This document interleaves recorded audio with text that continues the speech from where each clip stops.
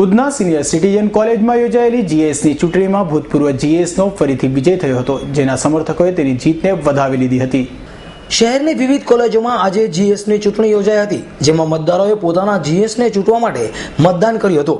ત્યારે Udhna academy education ટ્રસ્ટમાં યોજાયેલી ચૂંટણીમાં કોલેજના ભૂતપૂર્વ જીએસ દીપક કલાલનો ફરીથી વિજય થયો હતો, જેથી તેના સમર્થકોએ તેને વધાવી લીધો હતો અને દીપક કલાલે પણ તેના समर्थकों आभार व्यक्त કર્યો હતો. मैं विनय जिंदल उधना सिटीजन कॉलेज से जीएस चुना गया हूँ.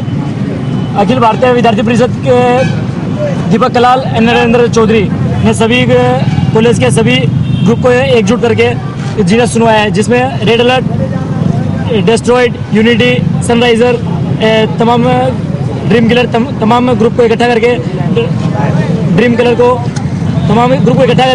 यहाँ पे जीएस जीता है. मैं सभी ग्रुप के मेंबर और कॉलेज के सभी विद्यार्थियों को आभार करता हूँ दिल से. आपके सामने कोई विरोधी पार्टी खड़ी थी? नहीं, कोई नहीं खड़ी थी. कैसा लग रहा? हम लोग क्लियर में अच्छा लग रहा है जीएस बन के. नमस्कार दर्शक मित्रों, और दीपक अरुण कलाल भूतपूर्व उधना कॉलेज जीएस आज हमारी बहु भारे मतीથી અમે વિજય થયા છે, નિર્દલીય વિજય થયા છે. અમારે સામે આજે કોઈ જ કેન્ડિડેટ નહીં હતો અને એની અમે બહુ ખુશી છે.